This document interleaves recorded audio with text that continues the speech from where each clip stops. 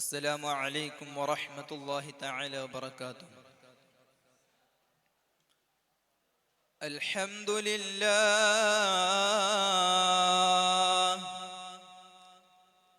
والصلاة والسلام على سيدنا المرسلين وعلى آله وصحبه أجمعين.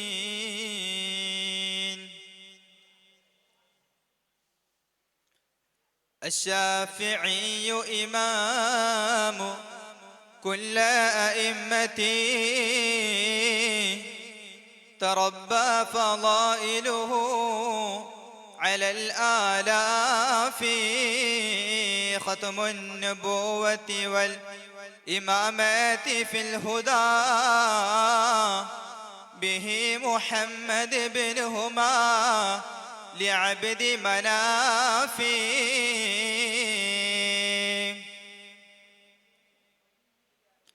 അത്യധികം ആദരിക്കാൻ കടപ്പെട്ട ഉസ്താദുമാർ, പ്രിയപ്പെട്ട മുതഅല്ലിം സുഹൃത്തുക്കളെ, നാല് മദ്ഹബിന്റെ ഇമാമുകളെ കുറിച്ച് ചർച്ച ചെയ്യുമ്പോൾ നമ്മുടെ മദ്ഹബിന്റെ ഇമാമായ ഇമാമുന ശാഫിഈ റളിയല്ലാഹു അൻഹു അവിടുത്തെ കുറിച്ച് ചർച്ച ചെയ്യാനാണ് നിർദ്ദേശിക്കപ്പെട്ടിട്ടുള്ളത്. ബഹുമാനപ്പെട്ട അൽ ഇമാം അബൂ അബ്ദുല്ലാഹി മുഹമ്മദ് ഇബ്നു ഇദ്രീസ് ശാഫിഈ റളിയല്ലാഹു അൻഹു അവിടുന്ന് ഹിജ്റ 150 ഗസയിലാണ് ജനിക്കുന്നത്.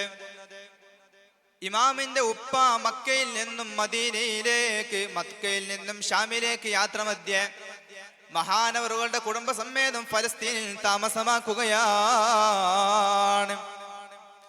അങ്ങനെ താമസമാക്കുന്നതിന് ഇടയിലാണ് മഹാനവറുകൾ ജനിക്കുന്നത്. ബറക്കത്താക്കപ്പെട്ട ബൈത്തുൽ മുഖദ്ദസ്, ആ ബൈത്തുൽ മുഖദ്ദസിന്റെ അടുത്തിൽ നിന്ന് 2 മർഹല അപ്പുറമുള്ള ഇന്നത്തെ യുദ്ധഭൂമിയായ ഗസയിലാണ് മഹാനവറുകൾ ജനിക്കുന്നത്. 2-ാം വയസ്സിൽ തന്നെ മഹാനവറുടെ ഉപ്പ ലോകത്തോട് വിട പറയുകയാണ്. ചെറുപ്പകാലം തന്നെ പ്രയാസത്തിലാണ് മഹാനവറുകൾ ജീവിക്കുന്നത്. മഹാനവറുടെ ജീവിതം പരിശോധിച്ചു നോക്കുമ്പോൾ അങ്ങനെ മഹാനവറുടെ ഉപ്പ മരണപ്പെട്ടത് കാരണത്താൽ മഹാനവറുടെ ഉമ്മ ഗോത്ര കേന്ദ്രമായ മക്കയിലേക്ക് തന്നെ താമസം മാറ്റുകയാണ്. അങ്ങനെ അവിടെ നിന്ന് അതിസുന്ദരമായ എല്ലാം കൊണ്ടും യോജിച്ച പണ്ഡിതന്മാരാൽ നിറഞ്ഞ ആ ഭൂമിയിലാണ് മഹാനവറുകൾ എത്തുന്നത്. അവിടെ നിന്ന് മഹാനവറുകൾ എല്ലാ പണ്ഡിതന്മാരുടെ മജ്‌ലിസിൽ വെച്ചും കേൾക്കുന്നതെല്ലാം, എല്ലാ ഇൽമുകളും മഹാനവറുകൾ കൊത്തിവെക്കുമായിരുന്നു. അവിടുന്ന് കല്ലിലും മറ്റുമായി രേഖപ്പെടുത്തി വെക്കൽ മഹാനവറുടെ പതിവായിരുന്നു. മഹാനവറുകൾ ആദ്യകാലങ്ങളിൽ കവിതകളിലും അറബി സാഹിത്യങ്ങളിലുമായിരുന്നു ശ്രദ്ധ പുലർത്തിയിരുന്നത്. അങ്ങനെ മഹാനവറുകൾ ഫിഖ്ഹി അഥവാ കർമ്മശാസ്ത്രത്തിലേക്ക് കടന്നു വരാനുള്ള കാരണം, ഒരിക്കൽ മഹാനവറുകൾ തന്റെ ഉപ്പയുടെ എഴുത്തുകാരനായ ഒരു സഹോദരനോട് കൂടെ യാത്ര പോവുകയാണ്. ആ യാത്ര പോകുമ്പോൾ തന്റെ പിറകിലിരിക്കുന്ന എഴുത്തുകാരനായ ഉപ്പയുടെ എഴുത്തുകാരൻ അദ്ദേഹം ചോദിക്കുകയാണ്, അദ്ദേഹം ചോദിക്കുകയാണ്, നിങ്ങളെ അദ്ദേഹം മുത്തുനബി സല്ലല്ലാഹു അലൈഹി വസല്ലമ തങ്ങൾ പറഞ്ഞ ആ ഇമാമുന ശാഫിഈ റളിയല്ലാഹു അൻഹുവിനെ പുറകിൽ നിന്ന് ചെറുതായി കുത്തു തൊടുത്തുകൊണ്ട് ചോദിക്കുകയാണ്, നിങ്ങൾക്ക് കർമ്മശാസ്ത്രത്തിൽ വല്ല ബന്ധവുമുണ്ടോ? മഹാനവറുകൾ യാത്ര മധ്യ പദ്യം ചൊല്ലുമായിരുന്നു.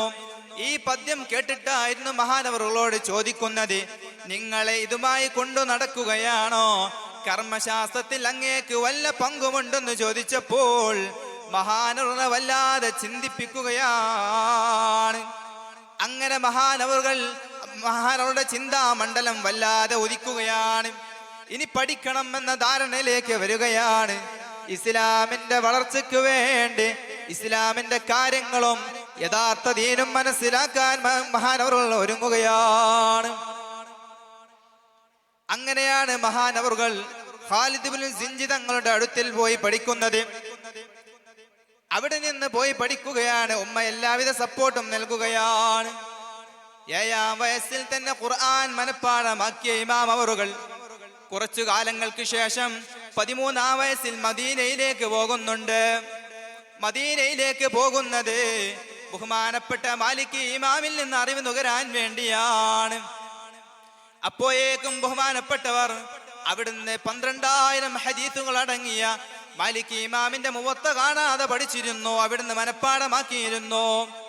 അങ്ങനെ മഹാനവറുകൾ അതാ മാലിക് ഇമാമിന്റെ സന്നിധിയിലെത്തുകയാണ്.